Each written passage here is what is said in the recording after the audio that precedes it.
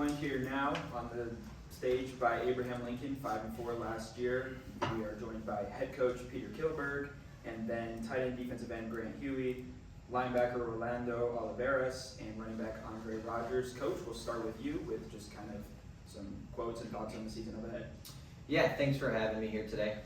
Moving into the third year with me at the helm here, so we're happy with where we're at kind of in our third year progression. You know, when I first took over, we kind of had a long-term goal in mind with where AL football's been at the last couple of years, and we're starting to see some of that come to fruition. Scheme-wise, it's the same thing for the third year in a row, so the kids are starting to pick up on that a little bit better offensively, defensively. There's less install coming in over the summer stuff, and we're able to do a little bit more in terms of skill work and get the kids in better positions to succeed. So that continuity's been a really big thing for us. The kids are trustworthy of us. You know, when we ask them to do something, they're doing it for us, and they trust that we're going to put them into the best positions to succeed. So it's great to see that. There's been no staff turnover, so that's been really helpful for relationships as well. Kids are having the same position coaches every year. They had the same head coach for a couple of years now, and that's really helping things out as well. On the offhand, we really want to highlight what we're doing culture-wise, which we've taken a big pride in the schoolwork. All right, I know school's coming up this year, and last year we've been out for a little bit now, but we're happy to say that we have no ineligible kids coming up this year. Everything is in line, in order. Kids are doing really great schoolwork, and we're starting to see that translate over to the field. We place a big emphasis on school first, being that student first, and then the athlete second. And kids are starting to take that to heart, and they're starting to see the match between school and athletics, which again is just, you know, really kind of making things autonomous for us coaches. We don't have to do as much looking in at their grades. We don't have to be, you know, watching them like Hawks and Eagles all the times. They're starting to figure out how to do things their own ways and kind of how to be those adults on their own time. So we're excited for this upcoming year. We think the schedule lays out nicely for us. We've got a lot of pieces coming back, about 100 kids in the program. And it's about split 50-50 even. So we got about 50 juniors, seniors, and then we got about 50 sophomores and freshmen as well between the four classes. So big program, a lot of reps for our kids over the summer so well, and we're excited to get these kids playing in the fall here in a couple weeks. Thank you, Coach. We'll now open up to questions for the student athletes. You know, 5-4 last year. What do you think will be better this year, and what are your goals? What I think will be better this year is our defense. I think we're really strong in that area, and we're bringing a lot of our main defensive players back. So I'm excited to see how our defense will perform this year, and I think that's what we'll excel in. Like he said, I think our defense is going to be pretty good this year. We have a lot of the same people returning, and yeah, that's about it. I think our seniors are doing a lot better leading this year. I know last year we did good too, but I think we're backpacking off of that, and we're doing a lot better with that too. So I think being more of a team-led, player-led team we're going to be a lot better with that. Rolando, question for you. You're kind of statistically the one who leads that defense, and obviously seniority as well. What have you kind of prioritized in leading that defense as you get things started here in camp and get ready for the regular season? Just making sure that everyone's buying into it and just listening to what coaches are saying, you know, just getting aligned, everything, and make sure we know our rules, just focusing on those things. Looking in, the district play here, Class 5A, there's never an easy week there. Over on also in the non-district, there's only to talk about the challenge ahead there with that schedule there. With the district and such, and looking forward to it as you pursue the challenges. Definitely. Do you want me to start? Or Players. Okay, great. Can you repeat the question, please? Just talk about the schedule up ahead and how there's no weeks off here in Class 5A, and just how are you guys taking on that challenge, preparing for the road ahead here? Okay, I think the biggest thing for us is the weight room. We really strive in the weight room, and work hard in the weight room, and I think that's our biggest thing that we do to prepare for the tough season ahead. So, Being in the 5A class, like you said, there's no weeks off. We got to work really hard every week. I think the weight room is a big part of that, like he said. This summer we've been really working on our weight room program, getting better, making sure everyone's getting their reps in. I think we've been doing good just by getting our basics down, and obviously every week's hard, but we're gonna take that week by week and focus on each team differently and just make sure we're set for them. First week, I mean, starting on the road there, I mean, it's always a challenge the first week in general here, but I mean, just starting the season on the road, obviously after a few weeks here, down the road here, I mean, just looking at that here before you get even into the district play, hey there, just talk about, these first few weeks, kind of what the focuses are as you prepare to take the first step of the season. I'd say the first step is just like getting all the basics down, all the fundamentals, like alignment right, and just making sure all of our basics down so we don't screw anything up in game, and then we'll just stay amped up from there and take on the challenge. Yeah, just learning from the basics, getting better every week. I think the first week will be a pretty good game. It's gonna take a lot to be able to beat them. I think we'll come out pretty strong, stronger than we have before, years before. I think we'll probably be ready pretty fast this season. I feel like last season, those first few weeks, we were still setting up new things. We weren't as ready. I think this year we'll be a lot stronger in the first few games. For each of you, just representing this area, this side of the state, representing your school, how much pride do you take in that? I take a lot of pride in it. I transferred here a while back, and these are my brothers, and I love playing with them, so I take a lot of pride in supporting CB. I'd say I take a lot of pride in it as well. Starting playing football freshman year and just growing up with the same people. It feels good to be able to represent AL in this way and just get the school sports athletics back out there, building the cultures again. How is the culture as a player-led team kind of helping boost the confidence of the younger guys in your club? Just being really vocal and helping them with whatever they need, whether that's alignment or even if they need a ride after practice. Just always being there for them and just being a leader. Like you said, just being there for your teammates. Yeah, I know when I was a freshman, it was more of a coach-led team, and so it just wasn't very comfortable. But now that the older players are leading, I feel like freshmen are getting more comfortable and like talking a lot more. Question for Andre, kind of as a leader, a running back. Obviously, last year you had Etienne at quarterback, and he was a big piece of the obviously passing game and running game. New player at the quarterback position. I'm sure that's kind of something that as a team you're trying to figure out right now. How do you kind of, as that running back, help lead the way and kind of provide that reliability of somebody who's been here before and has run the ball really well? Being the running back, a main player on the offense. I'd say I just understand that I have to be there, make plays for us. That's all.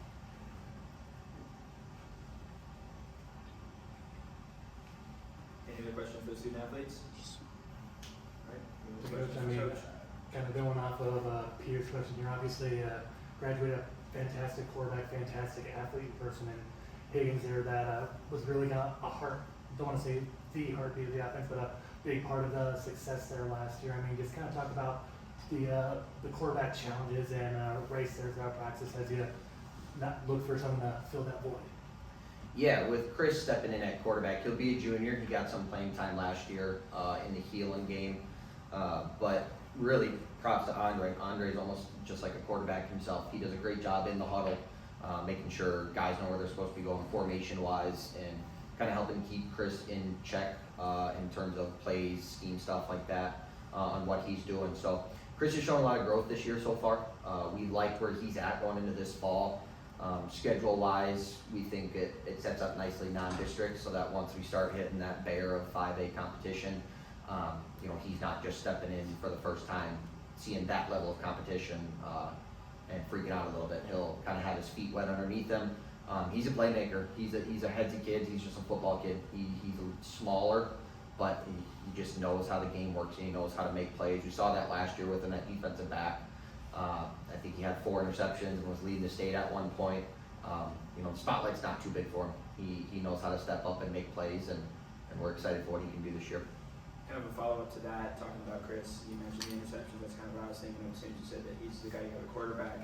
How do you see him just like with his eye for the football? And then also kind of a second question to that, how does having him kind of stapled as a starting quarterback help you guys as you head into fall camp? Yeah, so it's good having him in both positions. We'll try to balance him as much as possible this year between quarterback and defensive back. But I think that's why we're comfortable slotting him in at quarterback this year is because of him playing D-back last year. So he understands receivers, he understands their movements, the route concepts, and so he picks up on reads really quickly. So I think that's what we're seeing the biggest thing so far through fall camp is he just understands quarterback play because of his time as a quarterback last year. What do you want people to know just about who AL football is going to be, this year and what you guys are bringing to the table? We're coming back with kind of hard-nosed football. We've taken a lot of emphasis this summer on, playing mean, playing dirty, not playing, illegal or out of the realm of football, but we want to be hard-nosed. We want to pound the rock. We want to set the line of scrimmage. We want teams to see us on their schedule and start saying, oh crap, we have to go play Abraham Lincoln. And we've done a really good job with that. The weight room's been really great so far with some of our senior-led leadership.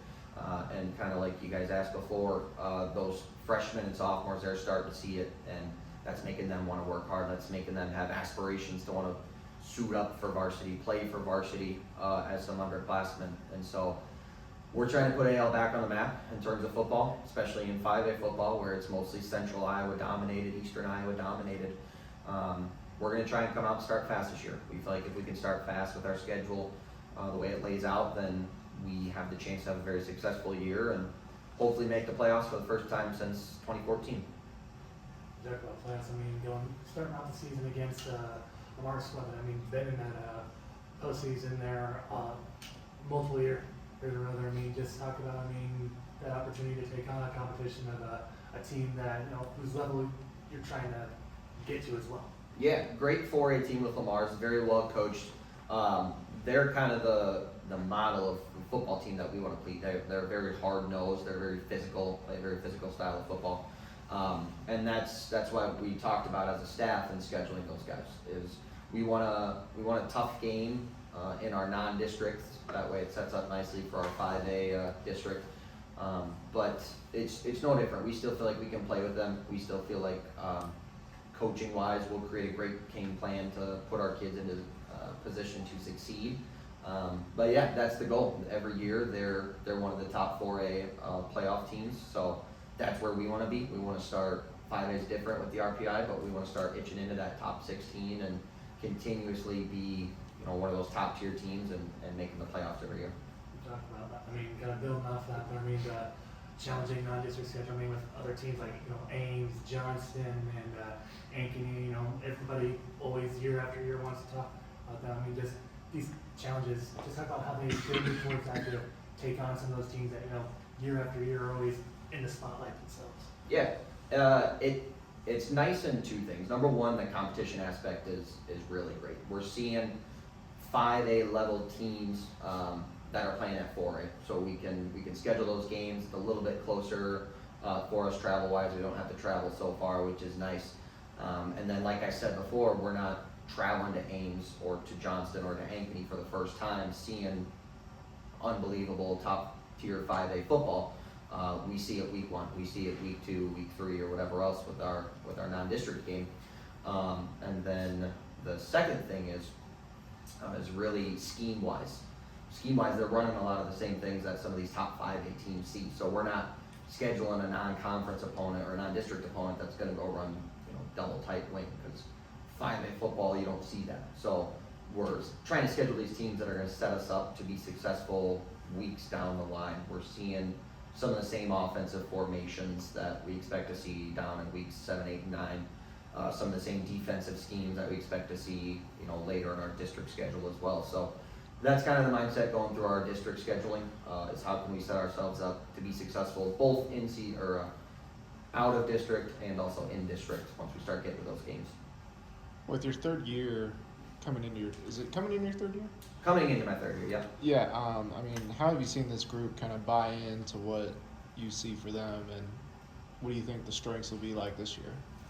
Well, it's unique because these guys, I think, are my first full class through in my coaching career. So when I was the reserve coach, these guys would have been my second year as the reserve, but they're coming in freshmen. So now I'm getting to see them when they were kind of the newbies coming out for football. Andre's first time playing football was as a freshman. So to now see him grow up and be one of the top, in my mind, one of the top running backs in 5A and really see him grow has been phenomenal. To have Grant join our program and see him, join football as a junior, but really take it all in and be invested and want to be a part of the team.